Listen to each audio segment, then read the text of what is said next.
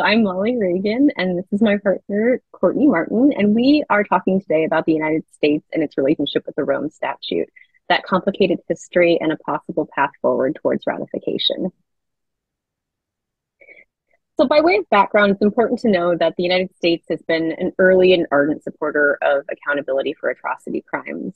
As one of the chief supporters of the Nuremberg and Tokyo trials after World War II, that tradition was put on hold until the 1990s and the ad hoc tribunals of the wars of the former Yugoslavia and the genocide in Rwanda.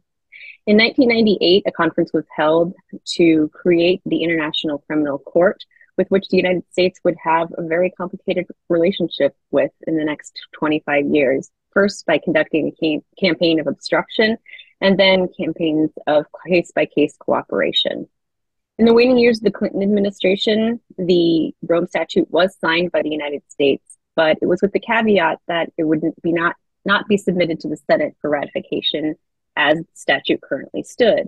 But the philosophy was that the United States could sign the treaty or sign the statute and work from the inside to change what needed to be changed before ratification. So, by way of history of the United States in the court, it's instructive to look at the different approaches of the different administrations. The first administration to deal with the court was the Bush administration. And it was clear early on that they had no intention of cooperating with the court. As vocal opponents of the creation of the ICC came into government, chiefly John Bolton, it was clear that we would not be joining. And one of the first things to happen was for the US signature to be rescinded with the Bolton asterisk. He published a piece in the Washington Post prior to joining the government that outlined his opposition to the United States joining the court. And it was his signature that invalidated United States cooperation. The next thing that happened was the passage of the American Service Members Protection Act, and the campaign of obstruction was waged. The American Service Members Protection Act was a bipartisan measure that was passed through Congress that attempted to reduce the fears of an unchecked prosecutor from the court that could not infringe on the sovereignty of the US. It also dissuaded cooperation by states parties with the court when it came to their relationship to the United States. However, that proved to be very politically unpopular. And by the later part of the Bush administration, it was clear that cooperation, or at least non-obstruction, was going to need to be the way to deal with the court. That was most obvious during the Darfur crisis in Sudan. Genocide was being waged in Sudan by the government of Omar al-Bashir against ethnically African residents of the Darfur region, and international outcry mounted. So the UN Security Council decided to try to step in and refer the situation to the court because Sudan was a non-state party to the Rome Statute. The US initially favored an ad hoc tribunal, but the cost and time of putting that together meant that lives would be lost in the genocide. And eventually, the US was persuaded to at least abstain from voting on a measure to refer the situation to the court, if a caveat to protect US and other non-state actors from court jurisdiction was added. The Obama administration took a different approach. They favored a more case-by-case cooperation strategy. The philosophy of the responsibility to protect was gaining momentum in the international community, and that moral imperative that the international community should step in to protect people whose governments were unwilling or unable to protect them was first seen in the Libya situation. Libya was descending into violence as Muammar Gaddafi cracked down on protests prompted by the Arab Spring. And this time, instead of a vote of, or abstaining from voting for intervention in the UN Security Council, the Obama administration actually voted yes. Public awareness was also changing as the court grew in prominence through the Kony 2012 campaign, which highlighted the efforts to capture the warlord Joseph Kony, who already had a bench warrant from the court issued.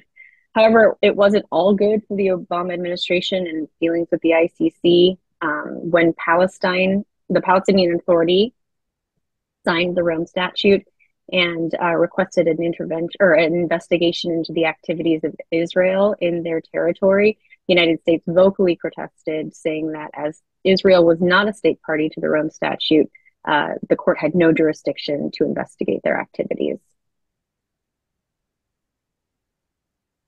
The Trump administration returned many critics of the ICC to power, including John Bolton.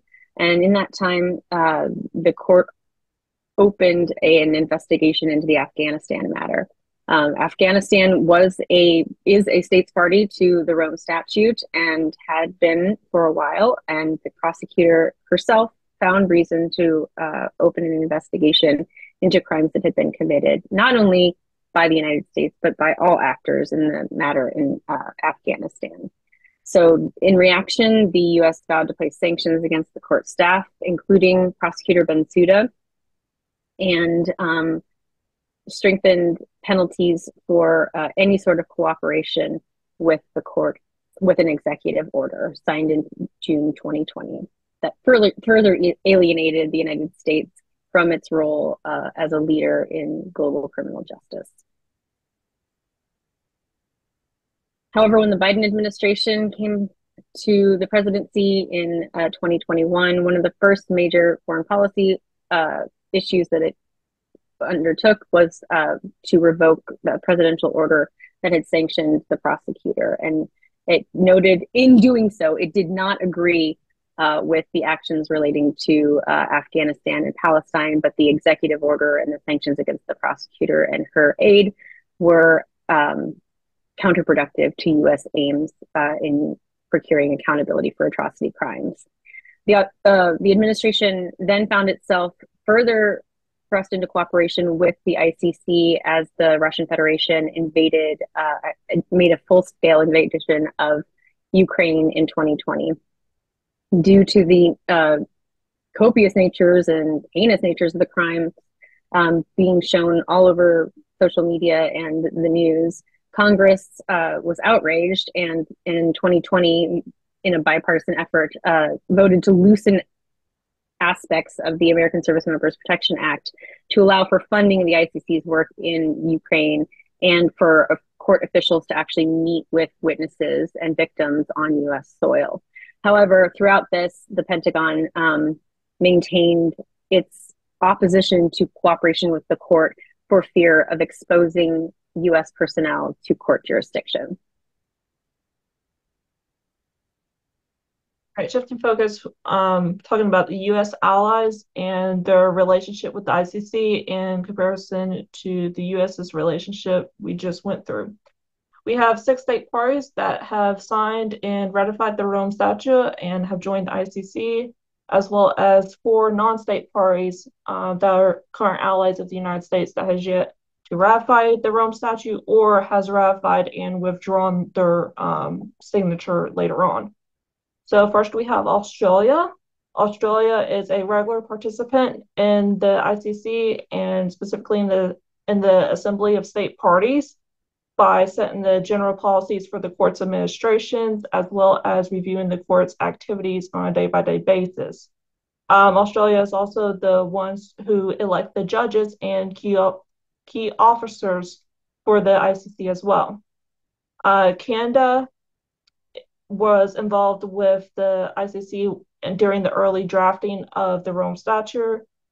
They also chairs the coalition of states called the Like-Minded Group, which has a purpose in motivating our nations to sign the Rome Statute, as well as they help fund non-governmental organizations from our developing nations so they can contribute and support the ICC.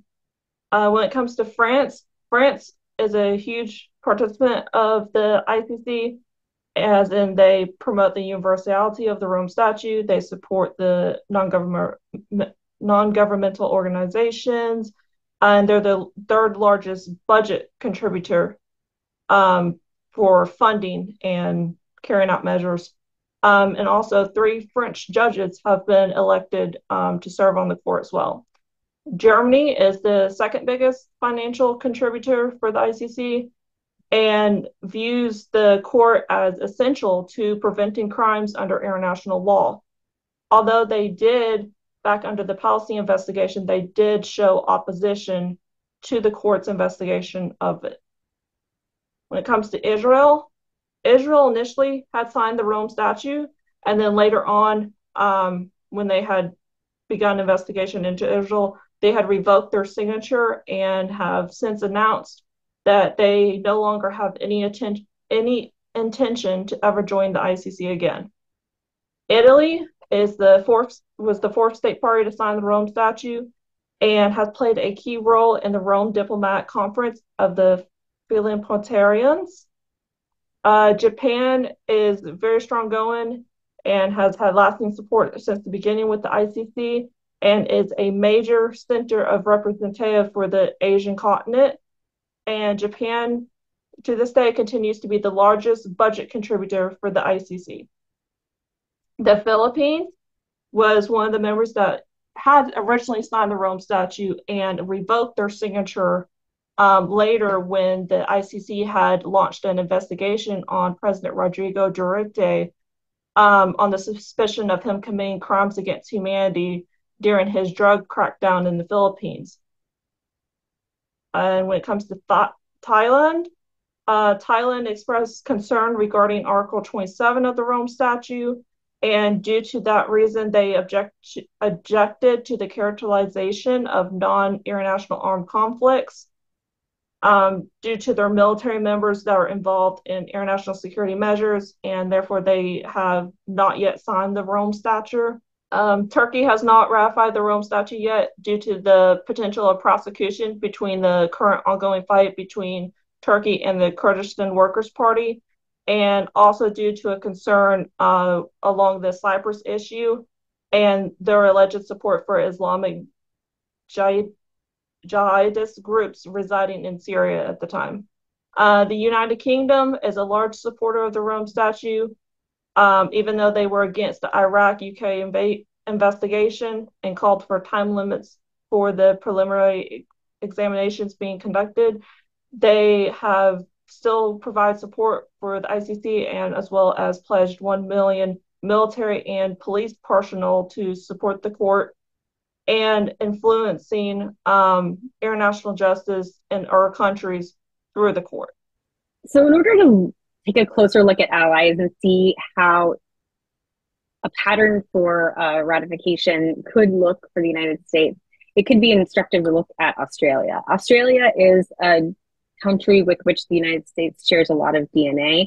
Both derive their judicial systems from English common law. And Australia actually based their 1901 Constitution on that of the United States. So one of the early objections for the United States, and one of the reasons they didn't sign in 1998 was because of the stipulation that said that reservations could not be added when signing the Rome Statute. A nation could put declarations forward saying what they would like to have happen, but they couldn't opt out of parts of the treaty.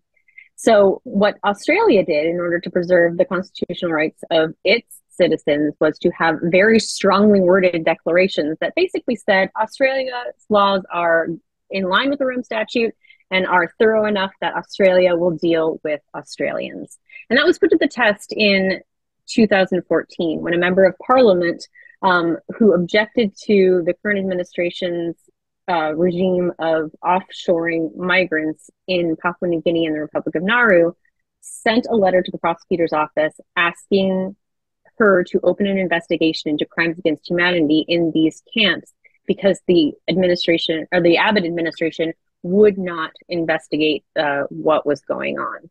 So the prosecutor took him up on that and decided that while there probably were crimes against humanity being committed in these detention camps, the level of crimes did not meet the standard by which would trigger an ICC prosecution. So it does show you that democracies like the United States can weather the storm of ICC scrutiny and not be taken to the court. Okay, so now we're going to move on to our path to ratification of the Rome Statute. We have a few recommendations that we do suggest, as well as to solve the problems that are currently present. So the first problem is the immunity interpretation. The immunity interpretation states that the court cannot exercise jurisdiction over non-states parties without a specific referral from the UN Security Council. And this was meant to be a temporary condition to exempt US personnel from court jurisdiction until the objections that it had with the court could be worked out and it could join. So it was intended to be temporary. What it does is that it undermines the sovereignty and binding treaty commitments of other countries by saying, even though you have granted the ICC jurisdiction over your territory, our troops are actually exempt. So what does it mean for the states that have signed the treaty if it can't be enforced? It also excuses and enables impunity by undermining the idea that the court was meant to be universally applicable to deter crimes. So if you want to do genocide and crimes against humanity, all you have to do is not join the court, and the court shouldn't be able to prosecute you without a UN Security Council referral. And it also hinders constructive engagement, as we've seen in the Ukraine situation and the Pentagon. The Pentagon held out for months in sharing communications and military intelligence with Prosecutor Khan and the ICC in the Ukraine matter because they didn't want to open US personnel up to ICC jurisdiction. And it wasn't until President Biden himself intervened and ordered them to drop the objection and share communication that the cooperation could begin. Okay, so the second problem we have is constitutional concerns in terms of undermining U.S. sovereignty and the rights that American citizens have if the U.S. were to be a part of the ICC courts. There's the abdication of sovereignty and the fear that non-U.S. judges will be passing judgment over U.S. citizens with no oversight, as in not having the rights or in terms of due process that the Constitution provides American citizens within the United States. There is the concern that if U.S. personnel were to be tried by the ICC, that those same rights and protections would not apply in those cases. Since the Rome Statute signed, there has been process and articles being added to the Rome Statute that includes protections that are listed in the U.S. Constitution for preparation of the U.S. joining the ICC, but there is still lack of clarification in the definition of crimes, and as well as not as having no possibility currently of trial by jury, which is one of the rights that U.S. citizens are granted under our Constitution, but under the Rome Statute right now, they are not. So problem number 3 is kind of an old problem that has been around since the inception of the court, and that is the fear of an unchecked prosecutor that could make politically motivated prosecutions. Because the prosecutor can initiate an investigation without the consent of the Assembly of States parties, that's always been a concern that one country could be targeted. And with the United States' role in the international community, it would mean increased exposure to the court's jurisdiction. The United States is also concerned that there's no Security Council type body for oversight. All members of the Assembly of States parties are equal, and the UN Security Council does not have ultimate oversight over the prosecution and the investigations that are ongoing in the court. There are emergency breaks that can stop the investigation at the request of a party or of a state's party for up to a year, but they're not indefinite, and they can't dismiss any investigation. It's solely up to the judgment of the court. So what do we do about it? One of the things that can be done is to really use Article 17 complementarity to our advantage. The court won't take up issues that have been investigated and or prosecuted by a state's party And so if our domestic laws match what the Rome Statute says, it shouldn't be a problem. It would also make sure that there's no room for us to be unable or unwilling genuinely to prosecute it. It would provide motivation for future administrations to make sure that investigations are thorough.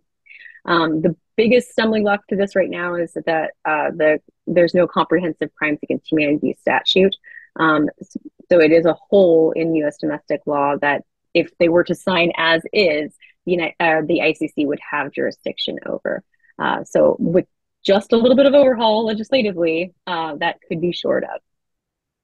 So our second recommendation is to rescind the Bolton-Astruc comment in terms of not ratifying the Rome Statute, because we do want to ratify the Rome Statute. The Biden administration should start the process to issue that form of ratification by rescinding that the invalidation of the signature that Bolton had done back during the Bush administration. And that's also due to the part of there being more bipartisan political momentum for people to engage constructively with the court, and that is due to the recent events taking place. Also, too, it suggested that the Biden administration take advantage of this and take the opportunity to lobby for the merits of U.S. participation and more say and more voice within the court. Also, on the other hand, there needs to be a committee established having the sole goal that ensures the participation of U.S. participation takes place within the ICC, and that this participation aligns with the U.S. Constitution. And by having a committee check that these participations that's going on within these investigations align with the U.S. Constitution, it would lessen the worry that a lot of people have in terms of U.S. personnel not having their rights met in terms of the U.S. Constitution. And our third recommendation is to ratify with declarations. So as we see, the ratification is the only reasonable path forward if the U.S. wishes to preserve its leadership role when it comes to fighting impunity. Right now, there's no Security Council type body, and we no doubt would wield immense influence when it comes to the election of judges and the prosecutor if we were to join the ICC right now. Also, on top of that, if we have the election of American judge to the court, it would provide another positive thing, as in a firewall against the fear of politically motivated prosecutions. So it would be kind of like a border in terms of like another protections for America that would lessen the chances of unfair prosecution. We also have the additions of our financial weight and being able to financially contribute as a state party instead of as a non-state party. We would have more more say and more influence and more terms of leadership, as in financially contributing as a state party, and we can further the court's mission directly in providing individual accountability to the most serious crimes a person could commit. So the other thing that we can do is to take a cue from Australia. Since we can't have any reservations, we need to have strong declarations to exert our influence in saying that we are going to investigate Americans, just like Australia investigates Australians. And the US Senate should take that cue and add those declarations when signing or when ratifying the treaty.